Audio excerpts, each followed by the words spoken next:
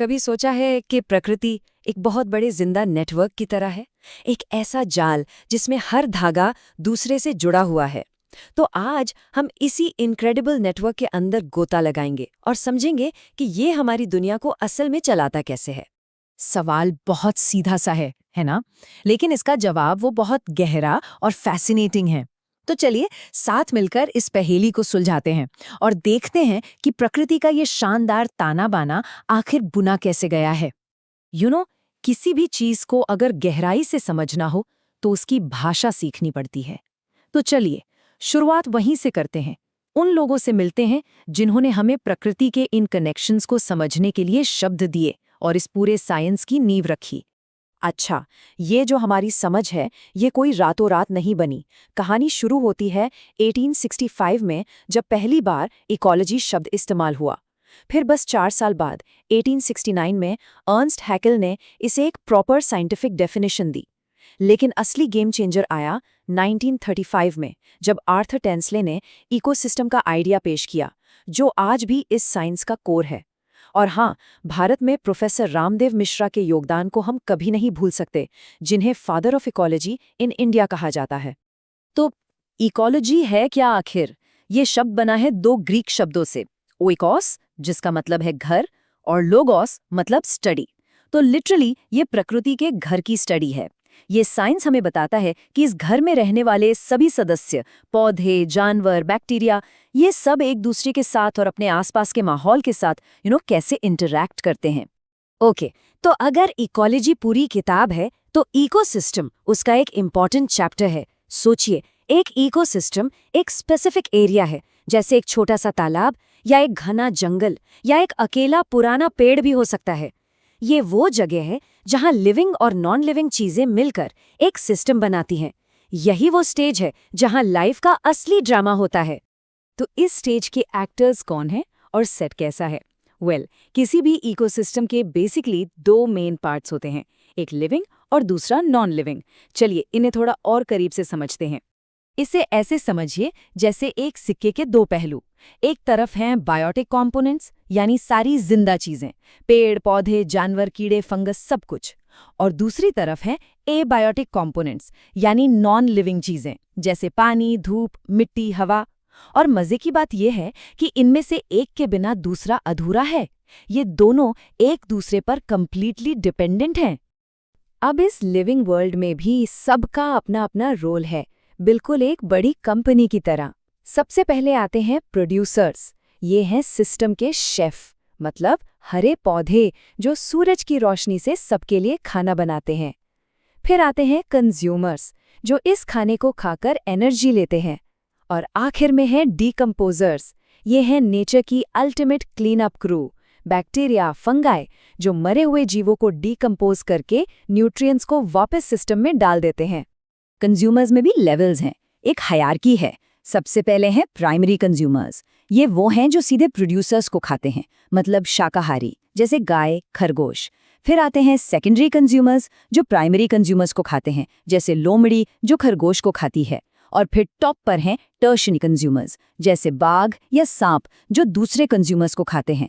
ये बेसिकली एक energy ladder है जो नीचे से ऊपर की तरफ जाती है। और ये जो नॉन लिविंग चीजें हैं ना, यही असल में लाइफ का फाउंडेशन है। जरा सोचिए, क्या बिना धूप, पानी और हवा के कोई पौधा जिंदा रह सकता है? या मिट्टी में मौजूद नाइट्रोजन और कार्बन के बिना? इम्पॉसिबल। ये सब वो फाउंडेशन है जिस पर लाइफ की पूरी बिल्डिंग खड़ी है। तो हमारे पास एक्टर्स हैं, स्टेज भी है, पर इस पूरे शो को चलाने के लिए पावर कहाँ से आती है? फ्यूल क्या है? वो फ्यूल है एनर्जी, लाइफ की करेंसी। और इस एनर्जी के फ्लो के भी अपने कुछ स्ट्रिक्ट रूल्स हैं। अर्थ पर मौजूद लगभग हर इकोसिस्टम का अल्टीमेट पावर हाउस सिर्फ एक है, द सन, सूरज। जंगल में भागते हिरन से लेके गहरे समंदर में तैरती मछली तक, सबकी एनर्जी का सोर्स अल्टीमेटली सूरज ही है। और यहीं पर आता है सबसे इंपॉर्टेंट रूल, एनर्जी का फ्लो हमेशा यूनी डायरेक्शनल होता है, मतलब वन वे। ये एक वन वे स्ट्रीट की तरह है। एनर्जी सूरज से पौधे में जाएगी, पौधे से खरगोश में, खरगोश से लोमड़ी में। ये फ्लो कभी रिवर्स नहीं हो सकता, इसका कोई रिटर्न टिकट नहीं है। तो सवाल ये है कि जब खरगोश घास खाता है तो क्या उसे घास की 100% एनर्जी मिल जाती है? जवाब शायद आपको चौंका दे। एक्चुअली हर स्टेप पर बहुत सारी एनर्जी वेस्ट हो जाती है, बट कितनी? इसे कहते हैं लिंडमैन्स 10% रूल। ये कहता है कि एक लेवल से दूसरे लेवल पर सिर्फ 10% एनर्जी ही ट्रांसफर होती है। सिर्फ 10%, बाकी 90% कहाँ गई? वो उस जीव के डेली एक्टिविटीज में, सांस लेने में, चलने फिरने में, बॉडी हीट मेंटेन करने में खर्च हो जाती है। ये नेचर का सबसे बेसिक बजट रूल है। ओके, तो अब हमारे पास सारे पीसेस हैं, living components, non living components और एनर्जी के रूल्स। तो अब इन सब टुकड़ों को जोड़कर देखते हैं कि पूरी पिक्चर दिखती कैसी है। साइंटिस्ट्स इस कॉम्प्लेक्स स्ट्रक्चर को विजुलाइज करने के लिए कुछ बहुत ही स्मार्ट मॉडल्स का इस्तेमाल करते हैं। ये समझने के लिए कि कौन किसको खाता है, दो कॉन्सेप्ट्स हैं। पहला है फूड चेन, जो एक सीधी सिंपल लाइन है, जैसे घास को टिड्डे ने खाया, टिड्डे को मेंढक ने और मेंढक को सांप ने। सिंपल, लेकिन रियल लाइफ इतनी सिंपल नहीं होती। रियलिटी में होता है एक फूड वेब, एक उलझा हुआ जाल, जहां एक सांप सिर्फ मेंढक नहीं खाता, वो चूहा भी खा सकता है, एक लोमड़ी खरगोश भी खा सकती है और कोई पक्षी भी। Everything is interconnected. अब इस कॉम्प्लेक्स वेब को भी विजुअली समझने के लिए इकोलॉजिस्ट एक बहुत पावरफुल टूल यूज करते हैं, द इकोलॉजिकल पिरामिड। पिरामिड, इसका चौड़ा बेस और पतली चोटी एक ही नज़र में हमें बता देती है कि एक इकोसिस्टम में नंबर्स, वेट और सबसे ज़रूरी एनर्जी कैसे डिस्ट्रीब्यूट हुई है। पहला है पिरामिड ऑफ नंबर्स। यहाँ हम सिंपली हर लेवल पर मौजूद जीवों को काउंट करते हैं। जैसे एक घास के मैदान में लाखों घास के पौधे होंगे, उन पर कुछ हजार टिड्डे और उन टिड्डों को खाने वाले कुछ 100 पक्षी। परफेक्ट सीधा पिरामिड। पर ये उल्टा भी हो सकता है। सोचिए एक बड़े पेड़ के बारे में। प्रोड्यूसर तो बस एक है, लेकिन उस पर हजारों कीड़े रह रहे हैं और उन कीड़ों पर कुछ पक्षी। यहाँ बेस छोटा हो गया और मिडिल लेवल बड़ा, तो पिरामिड इन्वर्टेड हो गया। फिर आता है पिरामिड ऑफ बायोमास। बायोमास मतलब total weight of living matter. यहाँ हम हर लेवल पर टोटल वेट नापते हैं। जमीन पर यह भी ज्यादातर सीधा ही होता है। एक जंगल में पेड़ों का वजन हिरणों से कहीं ज्यादा होगा, लेकिन समंदर में ये भी उल्टा हो सकता है। कैसे?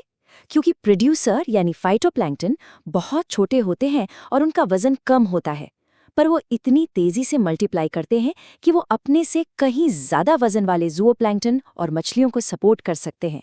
और फाइनली सबसे फंडामेंटल और सबसे इम्पोर्टेंट है पिरामिड ऑफ एनर्जी। और याद है वो 10% वाला रूल? बस उसी की वजह से ये पिरामिड हमेशा विदाउट एनी एक्सेप्शन सीधा होता है, क्योंकि एनर्जी हर लेवल पर कम होती जाती है। आप कम एनर्जी से ज्यादा एनर्जी नहीं बना सकते। ये फिजिक्स का और नेचर का एक अनब्रेकेबल लॉ है। तो इन सब रूल्स, वेब्स और पिरामिड्स का मतलब क्या है? द बिग पिक्चर क्या है? वो ये है कि नेचर का बैलेंस कितना डेलिकेट है और कैसे हर एक चीज, चाहे कितनी भी छोटी हो, इम्पॉर्टेंट है। चलिए कुछ की फैक्ट्स को क्विकली रिकैप करते हैं। प्लैनेट का सबसे स्टेबल इकोसिस्टम ओशन। अर्थ के अल्टीमेट रिसाइक्लर्स कौन है? फंगी और बैक्टीरिया, जो हर चीज को वापस मिट्टी में मिला देते हैं। एनर्जी का फ्लो कैसा है? हमेशा वन वे, सन से शुरू होकर। और हम इंसान, हम भी सिस्टम का हिस्सा है, एक ऐसे